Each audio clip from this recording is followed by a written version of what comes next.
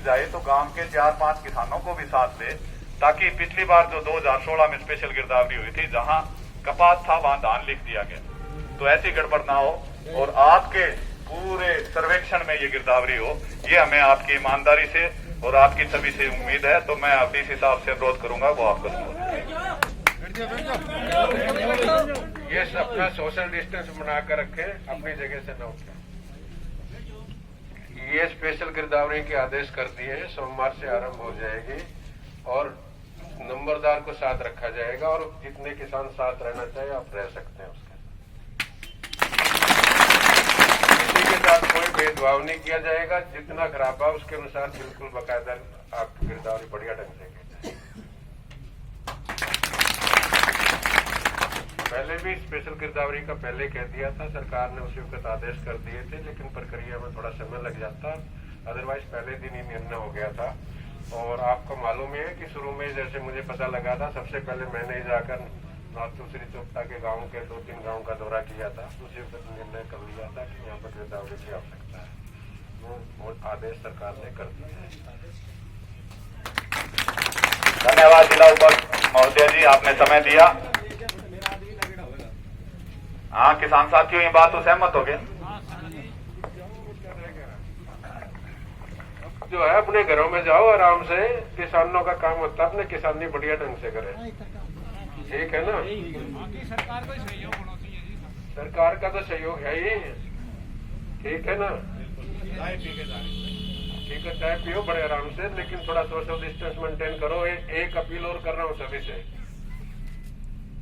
ये सभी लोग कोरोना के बारे में बड़ा ही ढीला ढाला रवैया अपनाते हैं। ये सोचते हैं क्या बिगड़ेगा। ये कोरोना बीमारी बड़ी खतरनाक बीमारी है। आप ये कहोगे कि ज्यादातर लोग ठीक हो जाते हैं, इस बीमारी को समझने की आवश्यकता है।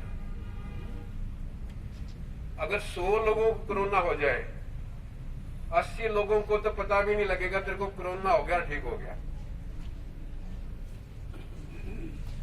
15 लोगों को पता लगेगा, किसी को बुखार हो जाएगा, किसी को जुकाम हो जाएगा, किसी की स्मेल चली जाएगी, किसी का कुछ हो जाएगा, लेकिन वो ठीक हो जाएंगे छोटी मोटी दवाई से। हो सकता है घर रह के भी ठीक हो जाए, लेकिन 5% लोग जिसमें से ऐसे होते हैं जो इस बीमारी के चपेट में ज्यादा आ जाते हैं और उन लोगों की मृत्यु हो जाती है। तो जो लोग बाकी 85-95% लोग हो गए, या जो पहले 80% थे, वो बीमारी दूसरे को दे देते हैं और ऐसे व्यक्ति को दे देते हैं जो उस बीमारी की चपेट में आकर खतरनाक ढंग से बीमार पड़ जाता है। उनका भी इलाज है, लेकिन समस्या ये है, लोग ये समझते हैं कि 14 दिन हम उसको बंद करेंगे, घर में क्वारंटाइन करेंगे, इसलिए हम नहीं बताते। अगर वो समय के ऊपर इलाज हो जाए वो भी बच जाएगा, लेकिन मैं देख रहा हूं कि बहुत से लोग तब आते हैं जब उनको सांस आना बंद हो जाता है, फिर उसका इलाज नहीं। तो ये सब लोगों में आपने समझाना है। और जो मास्क मैंने पहन रखा है, मैं घर से निकलते पहनता हूँ और रात को सोता हूँ तब उतारता हूँ। अगर हर व्यक्ति मास्क पहन के चले, अगले को बीमारी भी है और दोनों ने मास्क पहन रखा, 99% चांसेस नहीं होगी। 1% तो प्रकृति का जो भी प्रभाव है। इसीलिए गांवों में जाकर, अपने घरों में जाकर हर एक व्यक्ति को ये कहे कि मास्क पहने। मास्क जरूरी नहीं कि ऐसे ही पहने, कई लोगों ने डांठे मार रखे, ये मार ले, लेकिन नाक न खुली न छोड़ो। कई लोग ठोडी पर लगा लेते हैं, ठोडी तो सांस नहीं लेती है, कई दिखान खातर लगा ले हैं। बहुत से लोग जो गांव के अंदर ताश में जुटे रहे हैं, हुक्का भी पीवे हैं, तो हुक्का तो सारा का सारा। तुमने काते काली बीमारी की सुनी है?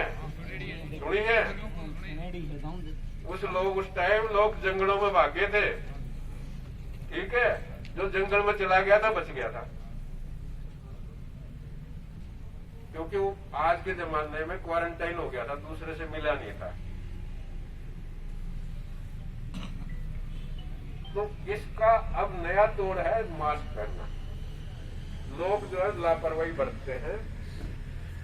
कमजोर जो बुजुर्ग व्यक्ति है या जिसको बीमारियां हैं या जिसकी शारीरिक क्षमता अंदर की कम है, हो सकता है बाहर से बहुत स्ट्रॉन्ग हो, तकड़ा हो, पहलवान भी हो, लेकिन अंदर पता नहीं कौन सा अंग कमजोर हो, बाहर से तो नहीं पता लगता ना, उसको ले बैठेंगे।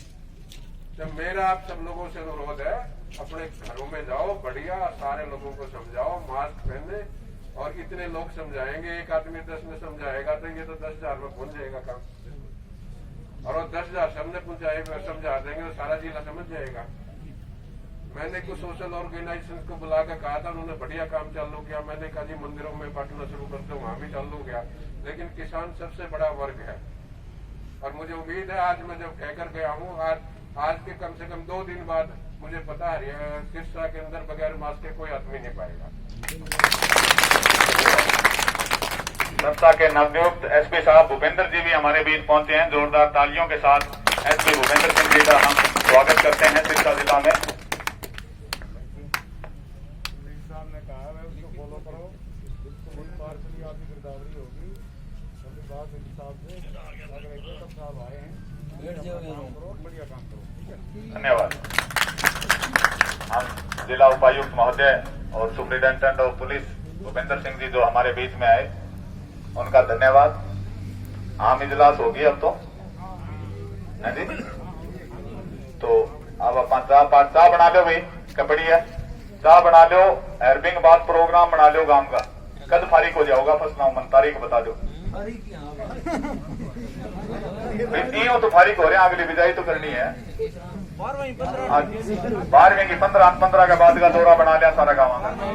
ये गाँव एक भी साथी आवा है नहीं। देखो उदाहरण में थाना बता दूं भी अच्छा में 10 बैठा रहा करता, आज संख्या हजारा में आगी को नहीं आगी, तो थारे गाँव में एक आओ तो थान तो 1 का 10 करना है।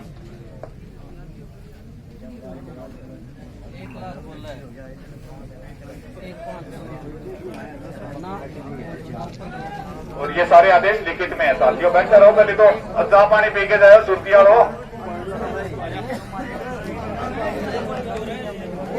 किसान एकता जिंदाबाद, किसान एकता जिंदाबाद। तो सारे साथी चाय पानी देंगे और हम अपने खेतों की तरफ दोबारा मुड़ेंगे। लेकिन अगर दिक्कत आई तो फिर आ जगह तो अपनी है ही पक्की, आपका तो पक्के भी करके देगा।